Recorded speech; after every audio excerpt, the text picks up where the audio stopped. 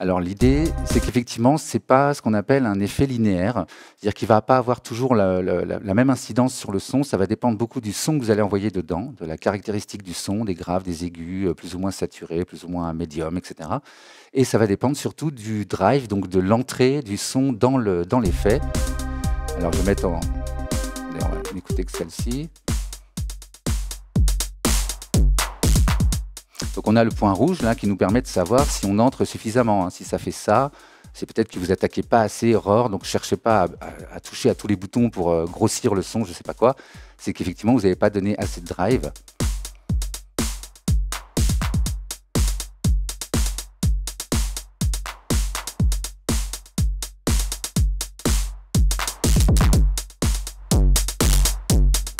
Il faut compenser avec le gain de sortie, hein, évidemment.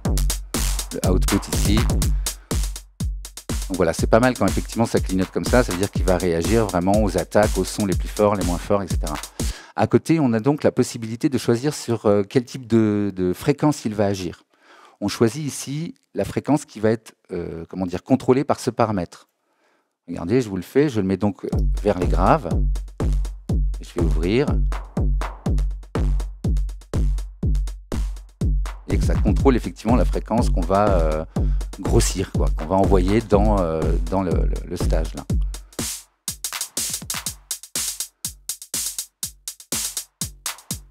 Donc là forcément j'en envoie plus, hein. Il y a les aigus, il y a tout qui passe aussi. Hein. Là il n'y a plus que les aigus. Donc là il y avait les médiums et tout ça. Voilà, et en fait, ce qui est intéressant, c'est qu'on va pouvoir compenser, parce que vous voyez qu'effectivement, si je veux grossir un peu les graves sur toute une rythmique, je perds complètement le reste. Il n'y a plus de caisse claire, il n'y a plus de charlet. Je vais pouvoir compenser avec ce bouton.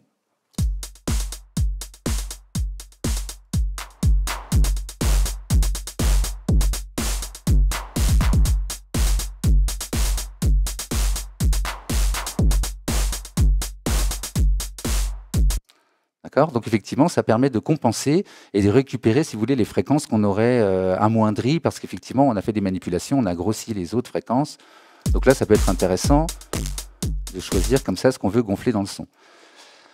Ensuite, en dessous, on va avoir, vous voyez qu'ici, j'ai qu'un seul stage 1, et en fait, c'est là que ça va tout changer, c'est-à-dire que je peux en avoir deux. Je peux en avoir deux, c'est le petit dessin qu'on a là qui vont donc se suivre en série, hein, comme son nom l'indique. Parallèle, vous voyez bien le petit dessin, donc ça rentre dans l'un et dans l'autre et on a le résultat des deux qui ressort. C'est pour ça que j'ai stage 1, stage 2 ici. Je passe de l'un à l'autre comme ça. Et donc on a après multibande, où là on va avoir les lows d'un côté. On verra comment on les travaillera et tout ça tout à l'heure, hein. C'est pour vous montrer un peu comment ça fonctionne. Donc les lows, là on va avoir les mids, qui sont les médiums. Et donc là, les high. Je vous montrerai ça, on fera ça effectivement sur la rythmique, parce que bon, le mieux serait peut-être de poser un effet sur chaque élément de la rythmique. Là, l'idée, c'est qu'on va traiter tout d'un coup pour vous montrer justement low, mid, high. Allez voir un peu ça, comment on peut les régler. On a donc un routing ici qui est, si vous voulez, un peu le premier réglage à faire, c'est quel type d'effet on va appliquer en gros. Hein. Et ce qui est intéressant, vous verrez pour le mixage notamment, c'est ce paramètre mid-side qui permet de gérer d'un côté. Alors ça marcherait mieux si je le mets sur les pads ici. Il y a des gens qui arrivent dans Zoom. Donc on va écouter cette piste.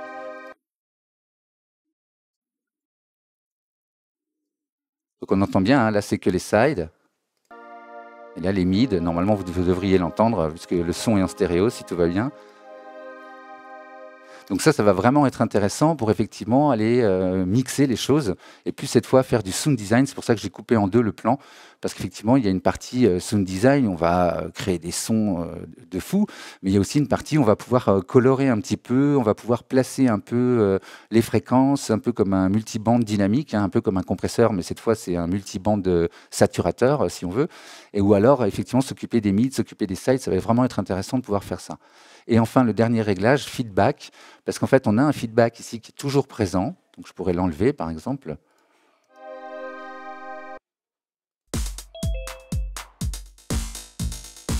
On y reviendra sur le feedback.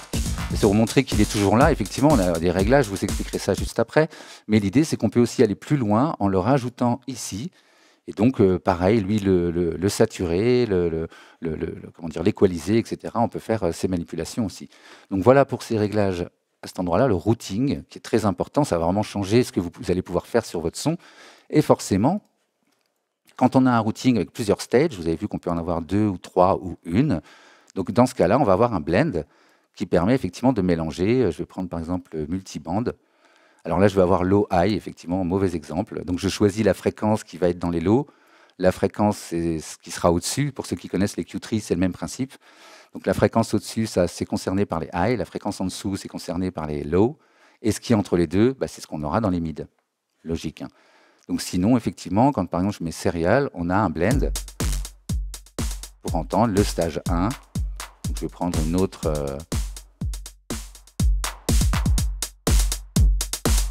Et donc le stage 2, et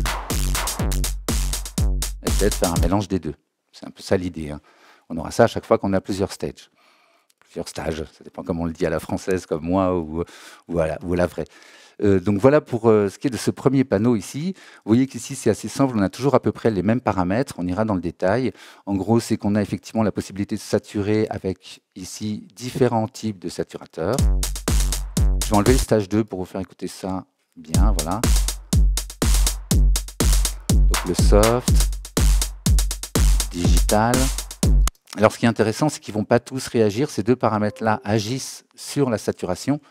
Et en fait, ils ne vont pas tous faire la même chose quand on va bouger le bias.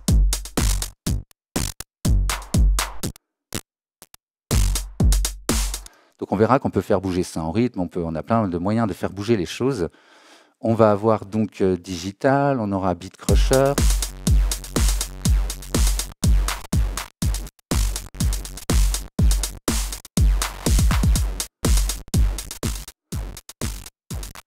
Vous voyez que ça peut vraiment être intéressant. Le diode, tube. Je le fais avec les flèches du bas, hein. Donc j'ai changé, là j'ai eu tube, on a fait le half, full, rectifieur, poly. On va aller dans le détail de tout ça, je vous fais écouter vite fait, mais vous inquiétez pas, je vais manipuler après un peu tout ça.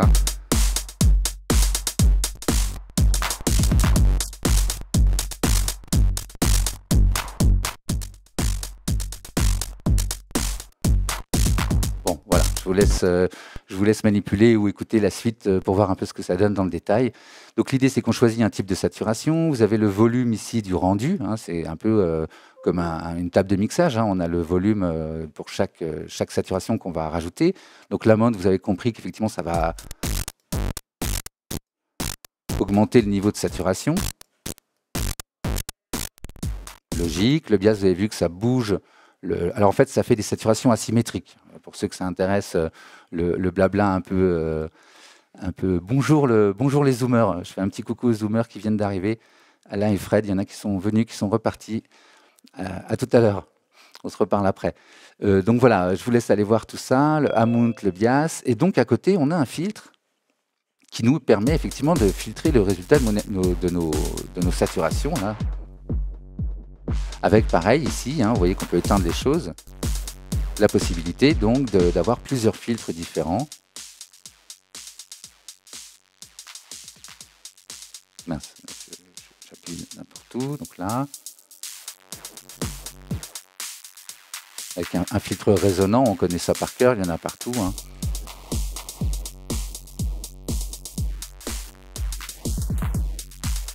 On verra qu'effectivement il y a la possibilité de faire bouger les choses en rythme et sur le volume du son et tout. Ce bouton permet effectivement de savoir si le filtre est appliqué avant ou après.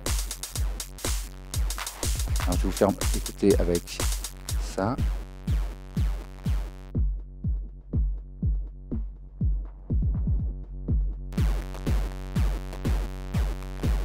D'accord, donc là c'est appliqué après, donc effectivement il n'y a plus rien qui passe. Donc voilà pour les filtres, on a donc le pic qui peut être intéressant.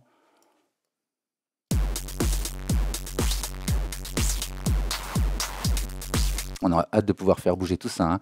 Le morph. Donc le morph, hein, vous connaissez le principe.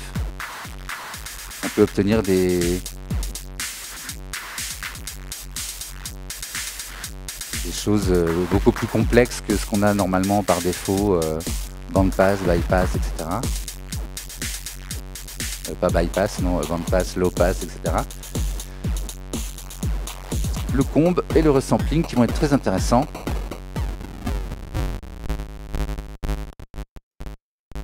Je peux détruire complètement ma rythmique si je veux.